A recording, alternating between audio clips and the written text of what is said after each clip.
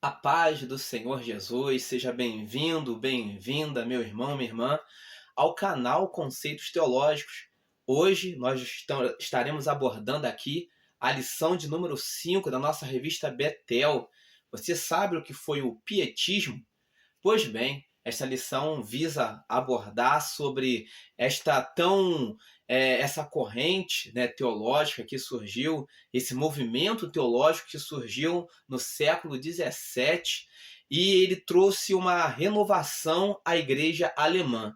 Você sabe a história do movimento, né, desse grande movimento, né, que moveu as estruturas da igreja luterana no século XVII?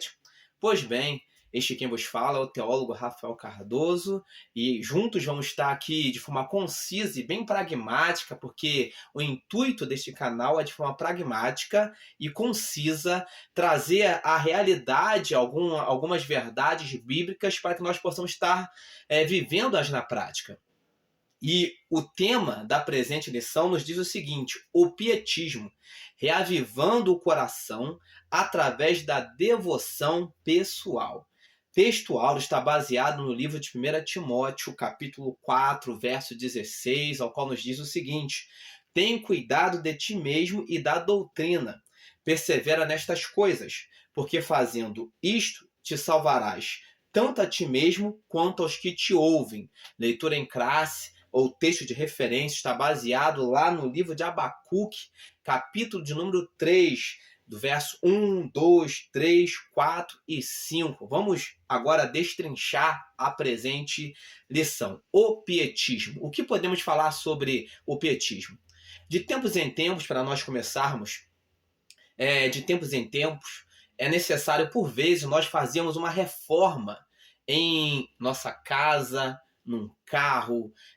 Às vezes precisamos fazer uma reforma dentro do ambiente ao qual nós estamos inseridos. Tiramos lá o reboco velho, colocamos um novo, pintamos, né? E isso é em tudo em nossas vidas, de tempos em tempos. Nós precisamos fazer uma reforma, né, em ambientes, em áreas de nossas vidas. E no ambiente espiritual, de igual modo, também não é muito diferente, a tal ponto que as Sagradas Escrituras nos dizem o seguinte: não vos conformeis com este mundo. E ela nos convida a nos transformarmos, o nosso entendimento, ela nos convida a uma transformação. Por que ela nos convida a uma transformação? É natural, nós como seres humanos que somos, irmos relaxando ou afrouxando na doutrina bíblica. Isso é nosso. Você pode se lembrar aí, de repente, do tempo em que você aceitou Jesus Cristo como seu único e suficiente Salvador, a você que já aceitou, que no primeiro amor, nós chamamos assim, você queria estar na igreja, você queria fazer a obra, você queria ajudar o pastor, você não aceitava que ninguém falasse mal do seu pastor, da sua igreja, porque você estava ali num primeiro amor, mas o tempo vai passando e por vezes você queria estar na igreja, por vezes vai 2 vezes, uma vez por semana. Você que tinha aquela leitura bíblica como algo nevrálgico em sua vida, cotidiano, todos os dias, de repente já não passa ali mais todos os dias, passa ali um dia sim, um dia não, quando muito, uma vez por semana. Você que tinha uma vida de oração, de repente passa a orar apenas antes de dormir, aquela oração rápida, ou aquela oração apresentando um prato de comida bem rápido para comer rápido, né, o mais rápido possível, porque você não tem mais tempo. E é normal, né, do ser humano ou do servo do Senhor também, já que estamos tratando de ambiente espiritual, e afrouxando, né, de tempos em tempos. Isso é em tudo. Às vezes nós entramos numa lógica, né, contrária às Sagradas Escrituras do não tem nada a ver. Alguém diz, isso aí eu fazia antes, mas, né, hoje eu não preciso mais observar isso. Hoje não tem nada a ver eu fazer isso, eu fazer aquilo outro. Os tempos são outros, os tempos mudaram e nós precisamos nos renovar, nós precisamos estarmos sempre andando com o tempo. A gente não pode ficar para trás, e de fato nós não podemos ficar para trás.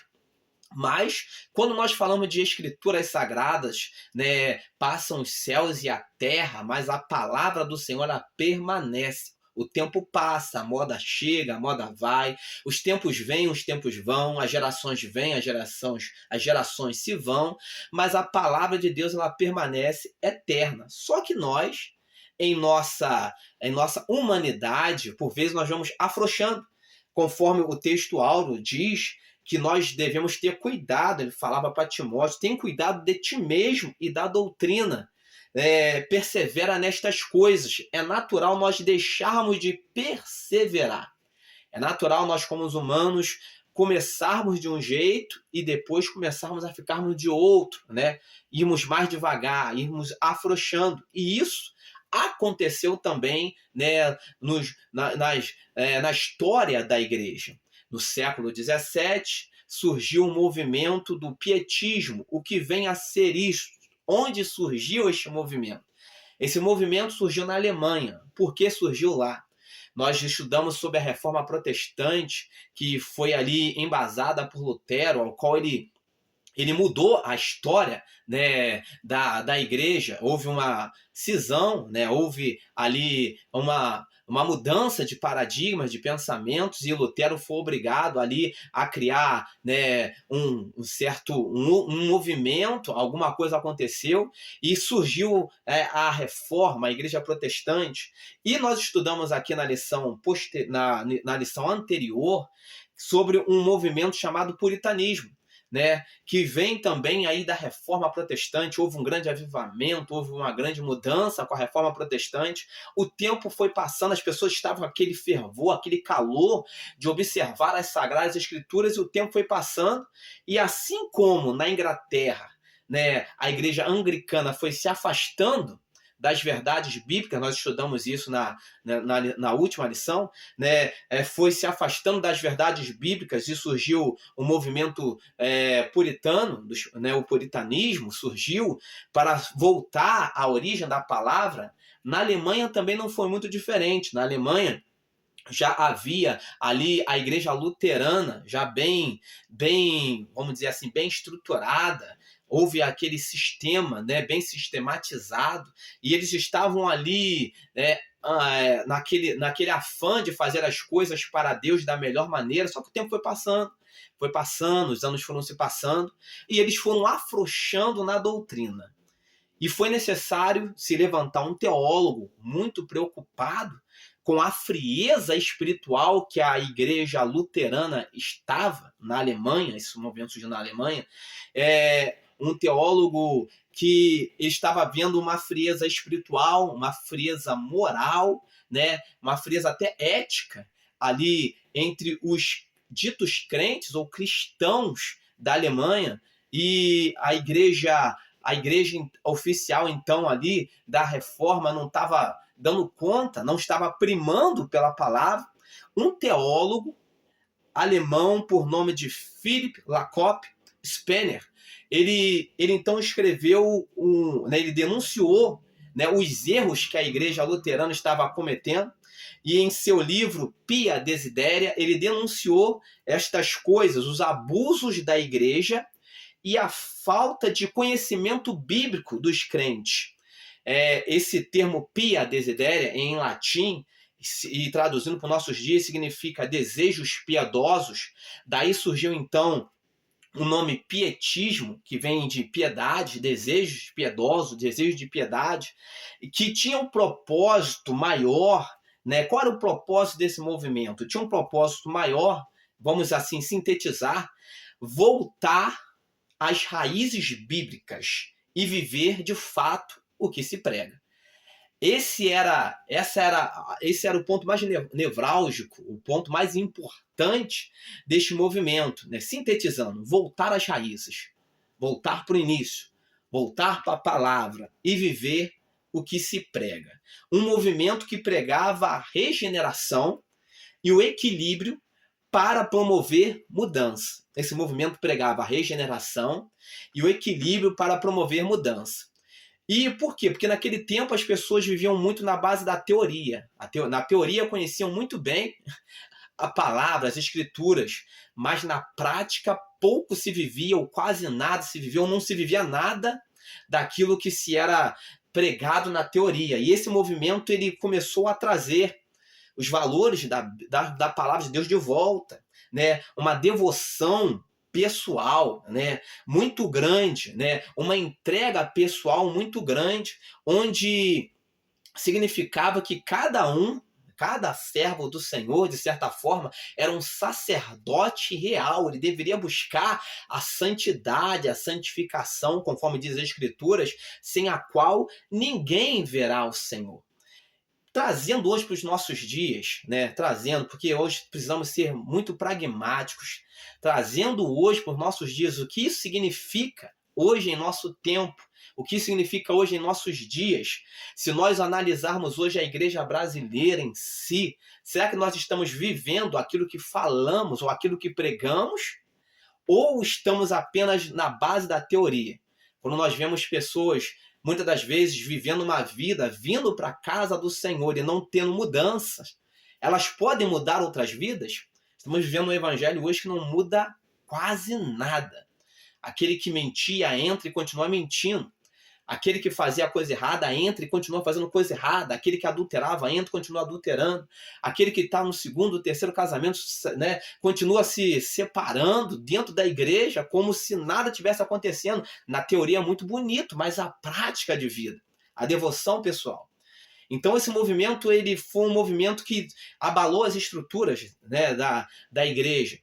Independente, assim, de forma interessante, ele foi um pouco diferente do movimento do puritanismo. O puritanismo ele se afastou do sistema, da igreja, né, vamos dizer assim, anglicana. Né, ele rompeu, ele bateu de frente.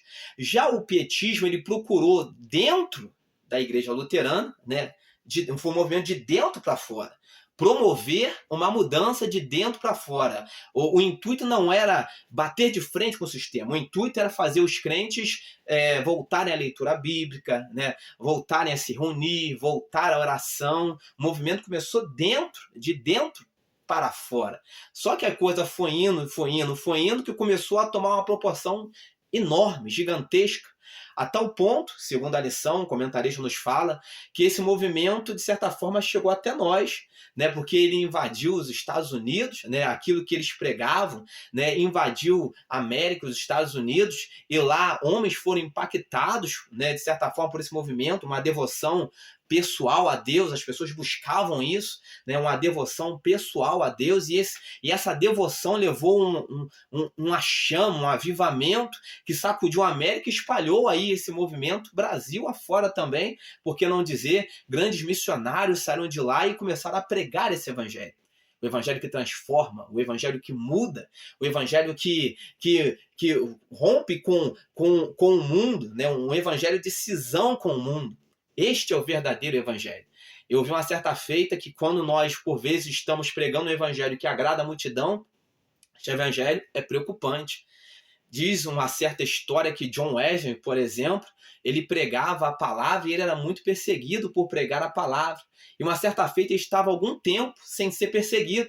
E ele achou aquilo estranho. Senhor, tem alguma coisa errada com a minha mensagem. Tem alguma coisa errada com a minha pregação.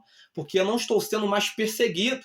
E diz o texto que ele desceu do cavalo, ele começou a fazer uma oração, dobrou o joelho no chão e começou a falar com Deus. Deus, o que está acontecendo? Né? Eu não estou sendo mais perseguido por pregar a sua palavra.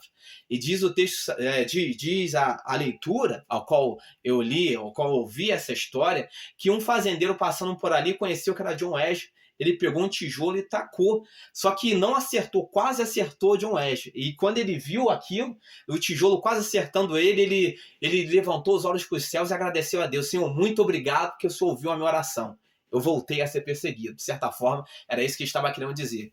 Então hoje nós estamos vivendo um evangelho hoje que precisa de fato, né, promover mudanças, porque o evangelho hoje que é pregado em nosso solo brasileiro é um evangelho de amaciar o ego, é um evangelho de fazer as pessoas saírem do culto felizes. E a proposta do evangelho não é essa, é transformação, é renúncia, é que as pessoas saiam do culto por vezes até chorando, Senhor, eu preciso mudar a minha história, eu preciso mudar de vida, eu estou no caminho errado. O evangelho é uma cisão com o mundo. Hoje nós vemos as pessoas entrando para a igreja e entrando e querendo serem agradadas, querendo serem amaciados o seu ego, querendo serem, né, colocadas lá em cima, exaltadas, e essa não é a proposta do evangelho. De forma pragmática, de forma para o tempo real, dos nossos tempos, né, que nós possamos nos voltar para as raízes da palavra. Que o Senhor abençoe sua vida, a sua casa, que vivamos não de teoria, mas vivamos a palavra em sua essência. Conforme dissemos, este quem vos fala é o teólogo Rafael Cardoso. Nós somos da Assembleia de Deus, estamos aqui, somos membros da Assembleia de Deus na região serrana, em Itaipava, na Estrada do Gentil, de número 100. Né? Você que quer ouvir a palavra, nossos cultos são quartas, sextas e domingos às 19 horas. É a nossa escola bíblica dominical, é todos os domingos às 9 horas da manhã. Você que gosta de uma boa leitura, gostaria de fazer aí um merchan, de certa forma, né? Há livros escritos pela minha pessoa, Introdução à Escatologia. Você que gosta de escatologia, você vai poder estar lendo esses livros, comprando ele de forma física ou digital, você escolhe, mas de forma física na loja da Uicrep. Bem como nós temos Gênesis para teólogos, se há assuntos que você quer debruçar sobre eles, os nefilins, né? Há uma série de histórias ali interessantes, né? Nesse Gênesis para teólogos que você pode estar extraindo, né? Lições para a sua vida, bem como Êxodo para teólogos também, já é uma segunda obra acompanhando a primeira, ao qual eu vou deixar aí no comentário, você vai estar vendo os links, vai estar vendo e abençoando também nosso ministério em Cristo Jesus. Desde já gostaria de deixar aí a paz do Senhor, um abraço para todos que nos assistem e nos acompanham aqui de forma, né, toda semana, nossa irmã Rosa Andréia, meu amigo Eliseu, que trabalha conosco, né, a todos os membros da Assembleia de Deus, do Ministério de Madureira, na Estrada do Gentil, bem como a todos que nos assistem, né, toda semana, essas lições da revista Betel. Deus abençoe a sua casa, a sua família. Não deixe de se inscrever em nosso canal e deixar o seu like, em nome de Jesus.